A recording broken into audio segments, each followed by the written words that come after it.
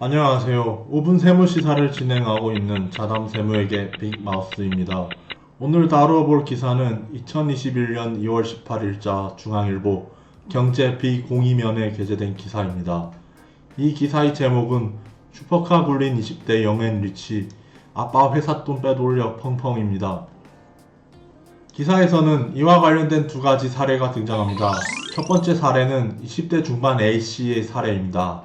20대 중반 A씨는 주변에서 영앤 리치, 즉 어린 부자로 통하는데 150억 원가량 자산을 보유하고 서울 초고가 주택에 살면서 최근 5년 동안 30번 넘게 해외여행을 다녀왔다고 합니다.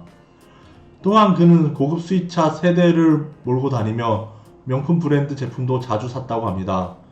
고급 수입차와는 거리가 아주 먼 인생을 살고 있고 앞으로 또 그렇게 살아갈 제 눈으로 얼핏 보기에도 기사 사진에 제시된 자동차 세대 중 중앙에 보이는 자동차는 롤스로이스 위와 아래에 각각 위치한 두 대의 자동차는 람보르기니로 추정됩니다. 어쨌든 국세청은 A씨가 아버지 회사 비용으로 고급 수입차를 산 것으로 판단했는데 그 근거로 국세청은 A씨의 아버지가 페이퍼 컴퍼니, 즉 서류상 회사를 만들어 변칙적으로 법인 자금을 유출한 것으로 보고 있다는 것입니다.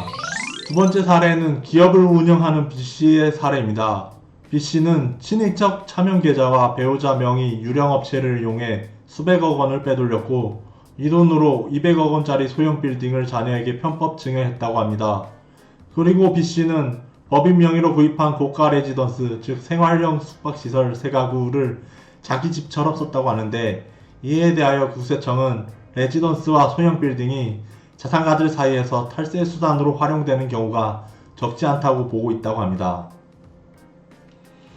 즉 레지던스는 주택으로 보지 않기 때문에 전매 제한이나 대출 규제를 받지 않고 소형 빌딩을 자녀 명의로 사들인 뒤 부모가 리모델링 비용을 부담해 자산 가치를 높이는 방식으로 편법 증여를 하는 경우도 있다고 합니다.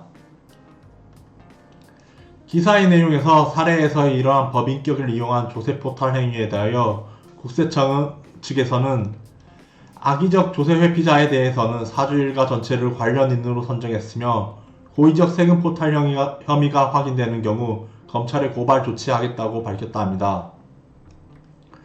여기에서 고의적 세금 포탈이라는 표현은 조세범 처벌법에서의 조세 포탈범에 상응하는 용어로서 포탈범이란 사기 그 밖이 부정한 행위로서 조세를 포탈하거나 조세의 환급 공제를 받는 행위를 의미한다고 합니다.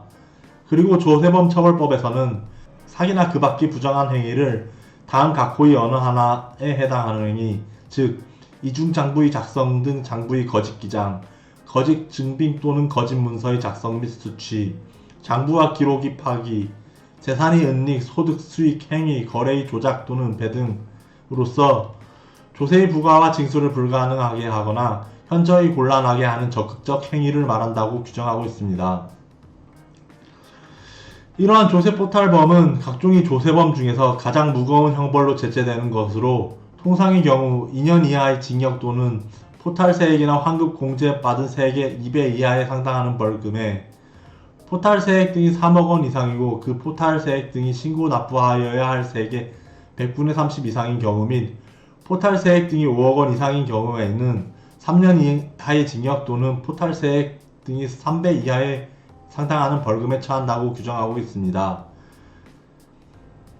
즉 사례에서의 A씨와 B씨는 법인격을 이용한 조세 포탈 행위로 인하여 각종의 조세범 중에서 가장 무거운 형벌인 조세 포탈범으로 처벌되며 포탈 세액 등이 5억 원 이상인 경우에 해당하여 3년 이하의 징역 또는 포탈 세액 등이 3배 이하에 상당하는 벌금에 처해질 것이라고 전망해 볼 수 있습니다.